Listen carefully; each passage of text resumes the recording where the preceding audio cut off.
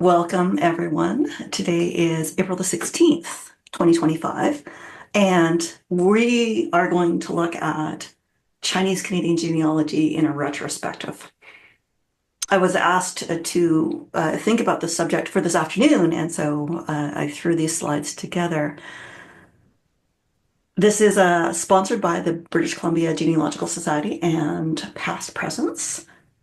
And let's get started. In the cover, we have my trip to China in 2019.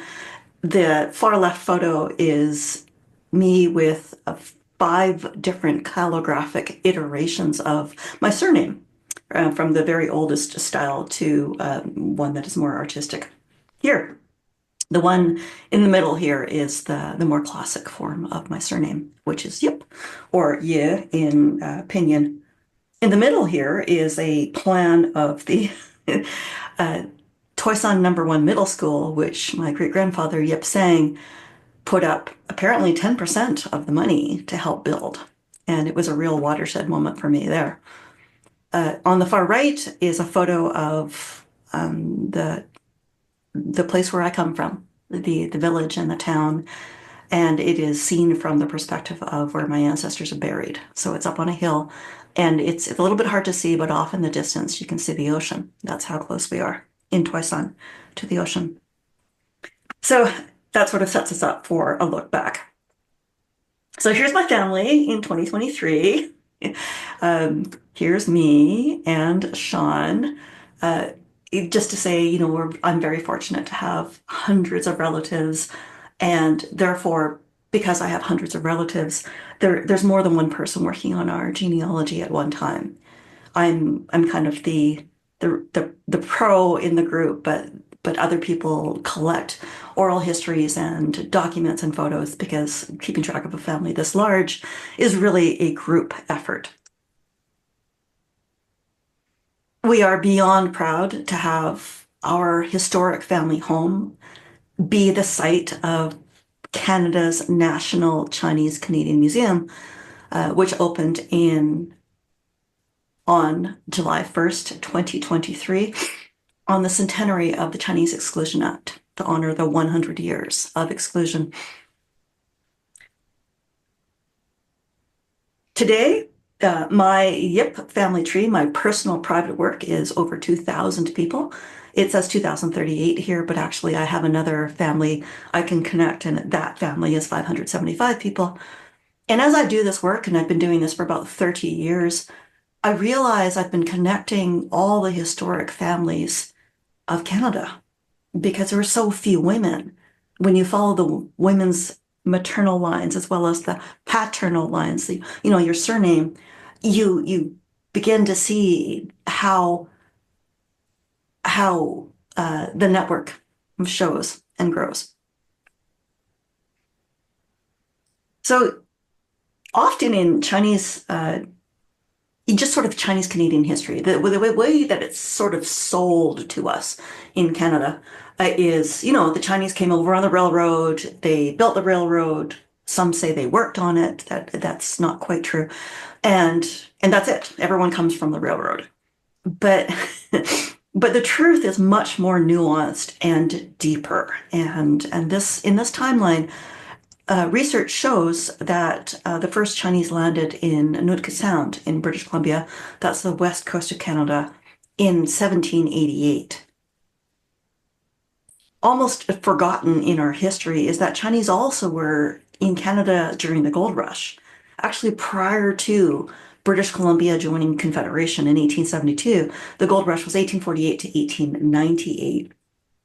So then Chinese were not hired as labor on the railway really until they got to the hardest part. Really, it was through the Rockies. The job of building the railway for the Canadian Pacific was really reserved for white labor until they realized they wouldn't be able to complete the project without Chinese labor, and that's a whole story in itself. But that's 1882 through 1885. Actually not almost, but even before the last spike was hit symbolically at Craigalatchie in the middle of BC, Chinese were disenfranchised in November 1885. So in other words, Canada was planning to disenfranchise. Disenfranchise means taking away the vote. Canada was planning to disenfranchise Chinese just as soon as the railway was completed.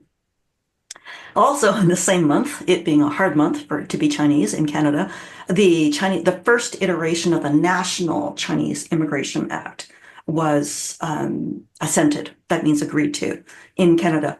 Now, British Columbia had contemplated and or tried to bring in various anti-Asian, anti-Chinese specifically forms of legislation prior to that, but it was in 1885 that Canada brought this in, and then it would continue for 62 years. The harshest iteration of the Chinese Immigration Act was brought in July 1st, Canada Day, 1923, and most people, if they know about the Chinese Immigration Act at all, they've heard about the Exclusion Act. This is the piece of legislation that is specifically referred to as the Exclusion Act, and it effectively closed the borders to immigration for all Chinese for the next 24 years. But it had way wider ramifications for genealogy, which is why we're talking about it now. So the Exclusion Act and the Immigration Act was repealed in 1947, but it took time, effort, and work by the community to reinstate the vote, and civil rights didn't just come. They were hard fought and won over the next 20 years. So really immigration to Chinese moved away from a race-based system to a points-based system 20 years later in 1967. And then Canada brought in the Canadian Charter of Rights and Freedoms, which cemented civil rights in the Constitution in 1982. So there's the background. And the two brackets demonstrate what people sort of think of as Chinese Canadian history, but they missed, the 50 years of gold rush and before in Canada. So we've been here just as long as any other settler, of course, not as long as Indigenous. So when we're talking about the Chinese Immigration Act, why? Why is it important for genealogy? First of all, it was a package of laws, and it was through 1885 to 1947. Sometimes when you hear the stories of old timers, they'll say, yeah, the Exclusion Act was repealed in 1947 and then we got the vote. That's not quite how it worked. They are conflating, that is mixing up two major acts. The Chinese Immigration Act was about, immigration, but control, curtailment, and surveillance of the Chinese. Voting in Canada is the Dominion Elections Act. So those two things were in play at the same time. And it would have been really difficult to understand things that were happening to you at the time. So that unpacks that story. Because of the name, I think the Chinese Immigration Act is considered to be only about immigration. But in this talk, we're going to talk about the other things it's about. If we just actually delete the word immigration, really it's the Chinese Act. It was the baseline foundational piece of legislation that set the stage for all the other pieces of legislation. And I'm not even talking about orders in council. So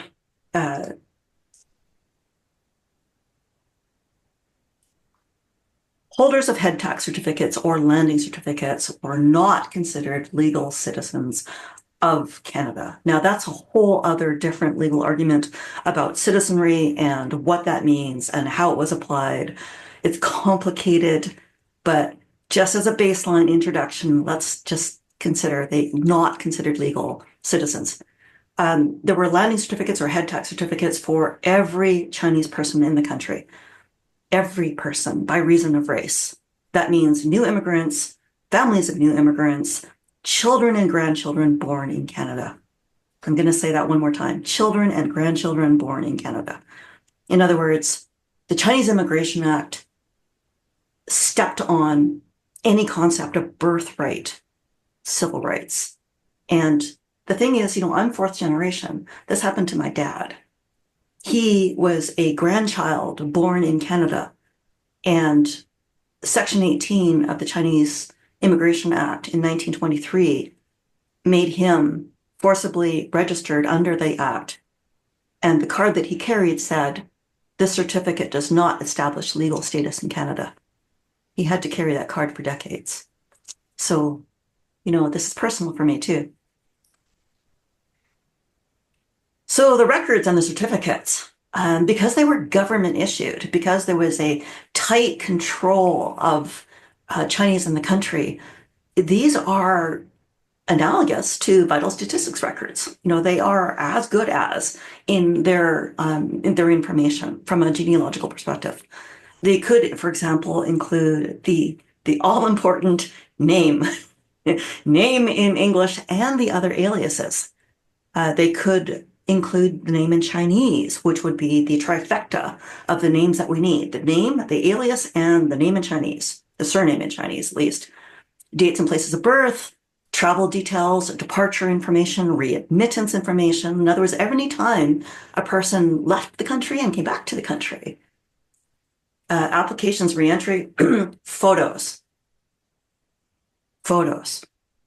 Dr. Lily Cho, in her book, Mass Capture, talks about how Canada's passport system, like with photos, was really sort of tested out on Chinese people decades before it was brought in for the wider population. Photos, physical descriptions, addresses, just so many different data points. So while genealogy generally is predicated on things like vital statistics records, birth, baptism, marriage, death records, sometimes our people weren't born, didn't marry, weren't baptized, and didn't die in the country. So immigration records are really important for us, such as the General Register of Chinese Immigration. Think of it as being like a passenger list with as much detailed information, except only for Chinese, and here's the kicker, mainly West Coast and predating passenger lists that are generally available at Library and Archives Canada by 20 years. It is surprising to most genealogists in Canada that passenger lists for the East Coast are 40 years earlier than passenger lists for the West Coast, 1865, as opposed to 1905. On the other hand, if you are Chinese, you have this whole special extra set of records called the General Register. And we sort of see this as a big foundational document, 20 columns of records. It recorded all Chinese entering after 1885, a small handful of Chinese that were already in the country before 1885. And it's a ledger over time. Unlike a passenger list, which is kind of like a once and done ledger, the General Register of Chinese Immigration was kept up to date by scribes from ports sending information into Ottawa, and Ottawa keeping the General Register up to date. And it's available at various sites. I mentioned to you earlier Section 18 of the Chinese Immigration Act in 1923. Every Chinese man, woman, and child in the country was registered under the act. So there are two potential records for this data set. They are the form that the family had to fill in and the card that was issued related to the form. So we call them the CI-44s and the CI-45s. As mentioned earlier, they have a huge wealth of information. A photo. This is a photo of my dad. He's about 2 years old. In other words, almost as soon as he was born, he was affected by this legislation. His name, his address, gender, address, occupation, birth, and so much more information. So there are like over 60,000 of these records now available to researchers.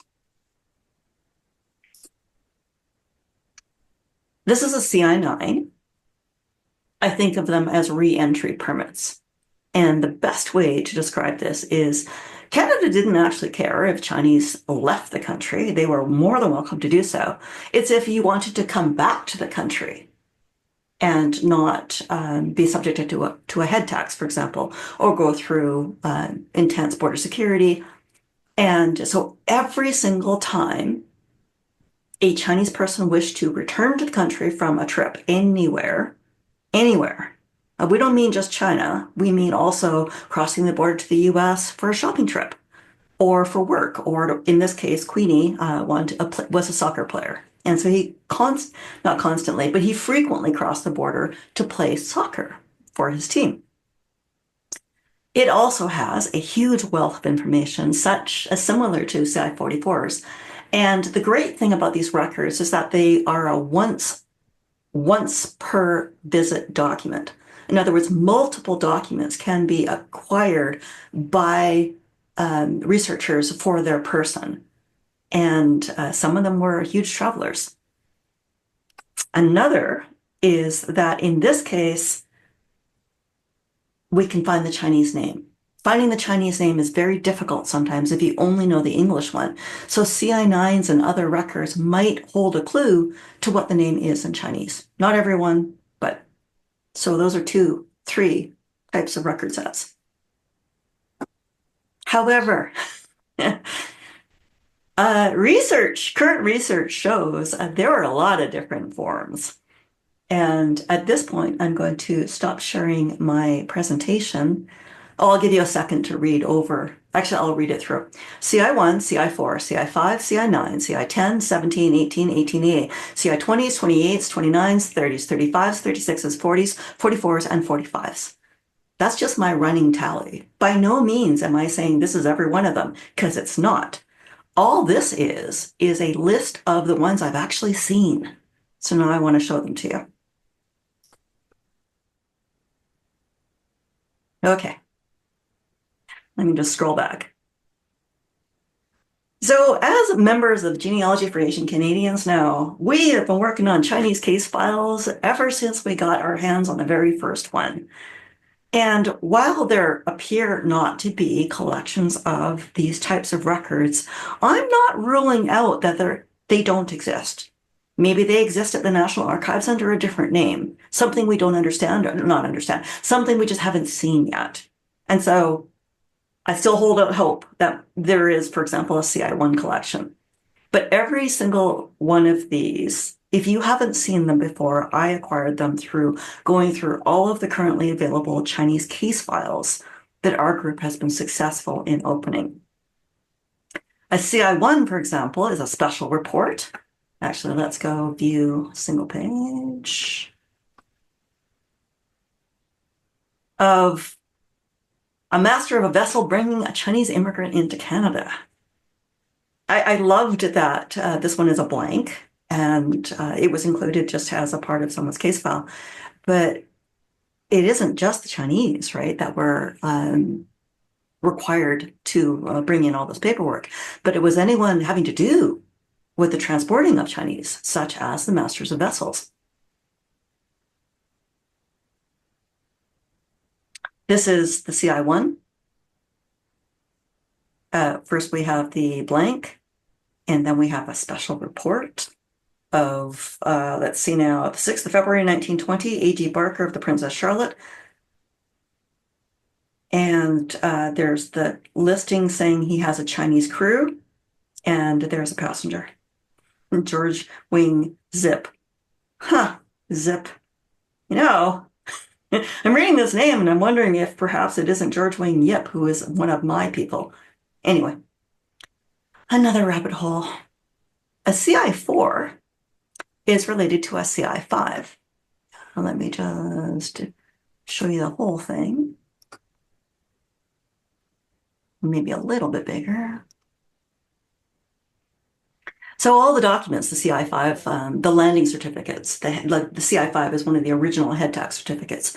Well, a form was created for that as well. And sometimes in case files, we can find copies of these forms. Huge amounts of information, but only available through case files. There's the front, there's the back. Here's a CI5. As I mentioned, this is one of the early head tax certificates. This one was later replaced by one that, the form was replaced by one that had a photo. but this one is a copy of the type of certificate that you were issued when you paid the entry fee in 1903, which I am thinking, I don't have this memorized, obviously, as $100. Here's another CI5. This is a replacement CI5. The front and the back. CI9s we just talked about. Here's the full form again.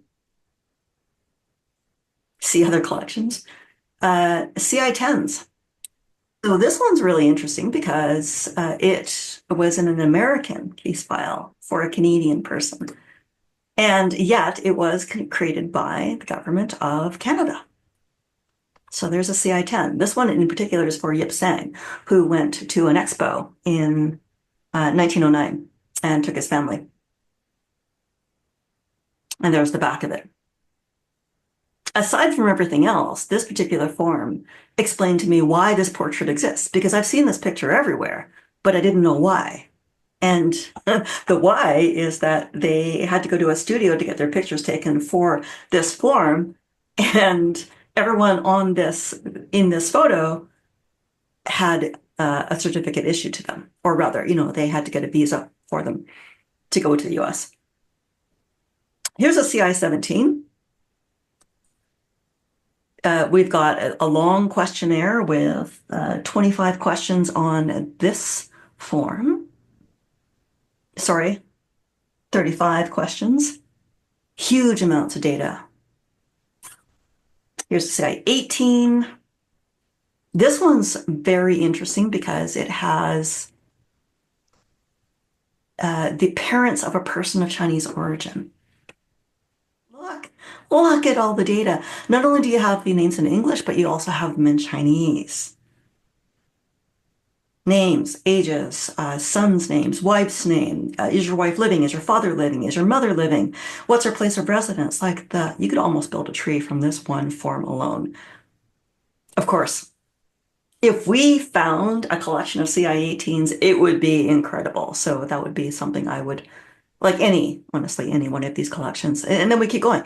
Have you any brothers or sisters? Where did you live before? How long have you been in Canada? When did you first engage in business? Have you any other relatives? Like the amount of data on this one form, seriously. So then we have parental exams. The CI-18, what did I say? The CI, it's also a CI-18. It's similar to the ones before. It has the same level of detail, the same dozens of questions, names, ages, dates. This one also has this. It's an interrogatory questionnaire. So we've got the examination of Mrs. Wong Wenfeng, alleged wife of Kim Ma-fu, who is seeking to enter Canada as a merchant's wife. Like all those immigration forms that we've seen, right? That has a person brought in and we know they paid a tax. What we don't know is what they were asked on entry. And this form shows it.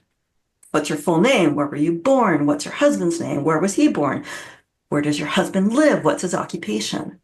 They're trying to catch people out, right? That's what the point of immigration is. And so they ask all kinds of questions repeatedly because they want to make sure, they want to see if any of those details are different. They're also building case files on every family so they can cross-check and reference.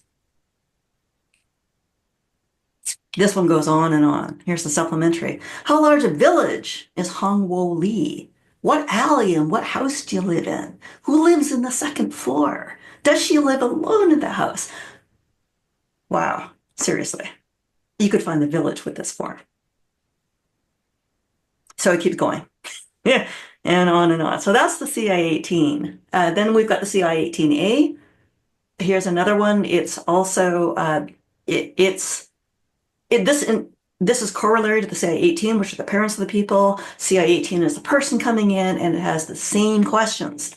Again, they're trying to match up the questions, but still, for us researchers, we're also trying to figure out if everything is true or if it's not true. People had reasons to lie. So then you've got the names, all the questions, what's your name and age, what's your mom's name? And, I read these and I've seen children answer these questionnaires, and that is heartbreaking. Imagine you're 6 years old and you're faced with a barrage of questions. And if you don't get them right, you don't get to come into the country. Here's a CI-20. It's a cover of Chinese case files. A 28, we've seen these before. These are the original landing certificates. A 28 was issued when you did not pay a tax. In this case, it says, not registered at Ottawa. So there are no known collections of CI-28 certificates, but we do have a CI-28 ledger that is available through both Family Search and Heritage Canadiana, which members of the Genealogy for Asian Canadians group know well because they either are transcribing it or have completely transcribed it. Here's a CI-29. It is related to the 28. It's the questionnaire for the certificate.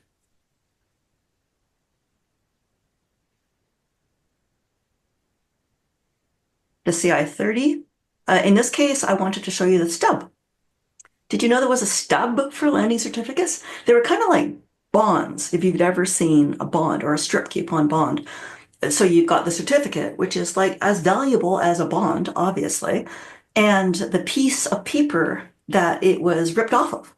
So the CI-30 strips. I'd only ever seen a tiny handful of these, and again, they're all in case files. So there's the strip, there's the certificate related to the strip. Every one of these documents is, potentially valuable to us in genealogy. Here's the CI-35. This is the form related to the CI-36 landing certificate that we know. There's the CI-36. There's the landing certificate. So a lot of these, what I'm trying to show here is we think of landing certificates, but we don't necessarily think of the form, the bureaucracy, the paperwork that the Chinese Immigration Act also created in relation to the thing that we know. This one really shows the wear and tear. People had to carry these, right? And they fell apart and they were taped back together. This is a supplement to a CI-36. I'd never seen something like this before and thought it was interesting. Here's a CI-40. So this is an investigation made into the standing of a Chinese merchant belonging to this particular firm. And so in this case, this is a business association form. I don't know too much more about these forms and how they originated other than having this to add to my collection. Honestly, just putting this together took an entire weekend of going through about 160 Chinese case files and then trying to think, well, how am I going to make it make sense? In this case, with the business association, we also have the interrogatory, the questionnaire. Again, tons of details. How many brothers and sisters has your wife got? 3 brothers. Here's their names, where they live, what they do. 1, 2, and 3. Where's your village? Who lived in your house? Who lived in the houses on the right and left? Tons and tons of details. So that's the CI-40. This is an affidavit of the businessman saying that he is who he says he is, and he does what he says he does, so on and so forth. Business association records are like an untapped resource for us because Chinese persons were basically not allowed to be employed by other people. You just take it that way, and they all had to open their own businesses. Then you understand how business associations then become incredibly important. Okay, so I know I'm flipping through this very fast, but I just want to show you the breadth of records. Here's the CI-44s. We know about these. I spoke about these earlier. There's for men, for women, and don't forget too, there are the index cards. Related to the CI-44 records are the forms, and then the clerks kept index cards. So if you have your CI-44, but you haven't got your index card yet, go look for that, because sometimes there's notations on the index card that are not on the form. And every little data point in genealogy is important. In this case, Abraham Lor King Chu was native born on the 9th of December, 1920. His CI-44 number is 27619. He's 3.5 years old, and he was registered on the 30th of June, 1924.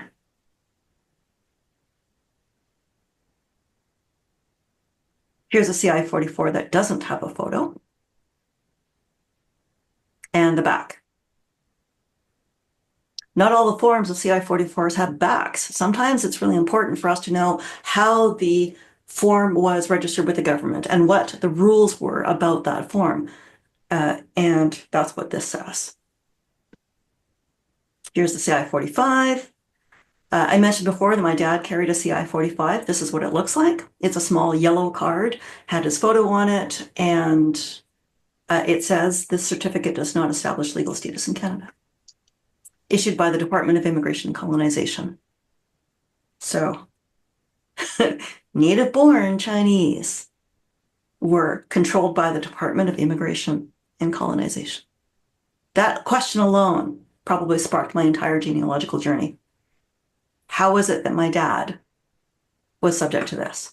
Okay, so that's a quick tour of this collection. I had uploaded that form to Genealogy for Asian Canadians. If anyone in this group would like a copy, please just email me or contact me afterwards. Now we'll go back to, I will finish my presentation here. So as I mentioned, that is the long form of the kinds of records that we have to go with. And so really, we have the General Register of Chinese Immigration, we have CI-9s, and we have CI-44s. Those are the major collections we have. There are so many more. So let's talk about that. So when I first got started researching way back, before about 2000, I don't know the actual date, these were kind of the repositories that were available. There was Ancestry, Library and Archives Canada, Heritage Canadiana, and so really, here, the General Register of Chinese Immigration, we had about 90,000 records. It was available at Family Search in UBC and Library and Archives Canada. Oops, sorry. And we knew there were about 42,000 records of CI-9s. But researchers, dedicated researchers, noticed, well, hang on a second. I know for sure that my person left the country in this year, and my CI-9 is not available at LAC. What's going on with that? Honestly, for years, I thought that all of the available CI-9s that were ever created were already at Library and Archives Canada, 42,000 records in total. But they weren't. They weren't. And LAC didn't know that. Or at least there was no push. There was no public push to know more about this. So just before 2023, we have the General Register of Chinese Immigration, and we discover, there's about 87,000 more records, more CI-9s, that the collection is actually way bigger than we had ever anticipated. And researchers, it isn't just us in Genealogy for Asian Canadians, it's people who study CI-9s did not know about the extra 87,000 records. So our group found the finding aids, made block reviews to open them, got them digitized, got them priority digitized, started transcribing them, and have added so much more to what's available to researchers today. Somewhere along the lines, the CI-28 register was also digitized, and we discovered it. And it was off at Family Search, and then later it was added to Heritage Canadiana. So just like even finding the CI-28 ledger, and it was called the General Register, so that isn't confusing at all. But it was actually a separate ledger, a ledger of only CI-28s. The reason why that's important is because the General Register records the incoming first landing of a person, whereas the CI-28 is the reissue, sometimes years later, which shows where they were years later in Canada, which is not necessarily where they landed. Similar with the CI-36, initially was at Family Search, then later Heritage Heritage Canadiana. Both these ledgers provide more information about our person that was sort of hinted at. That's hinted at by the General Register. And then all of this information, the CI9s and the General Register together started pinpointing Chinese case files.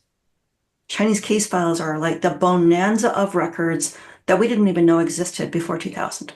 Well, I mean, maybe we'd sort of talked about them, but we had no idea how to acquire them. No, I had never seen one. And honestly, outside of our group, I don't know anyone who ever was able to successfully acquire one either. And so if you know anyone that was able to acquire a Chinese case file before 2000, yeah, I'd like to speak to them. So then 2023 happens, and it's a long and successful story, but Catherine Clement and the Paper Trail group, but Catherine identified the CI-44 collection, these 60,000 records, worked together with June Chow to archive them, to write the finding aids, to get them. And then Catherine, and the community worked to get them out from under privacy, that's Access 32, into the public domain, but then with a year to go, find third-party partners to get that digitized and online and available in time for the 1st of July 2023, which was just a year. So then Ancestry was the first in their philanthropic endeavor to digitize them, to make them available, and under short order, and then later Heritage digitize them as well. So that's where they're available. And these records fill in some of the map of information that we, as researchers, now rely on today. So kudos to us. So that's it for my presentation on a retrospective of where we have been. I will stop recording and invite you to put your cameras on and make any question or comment you like.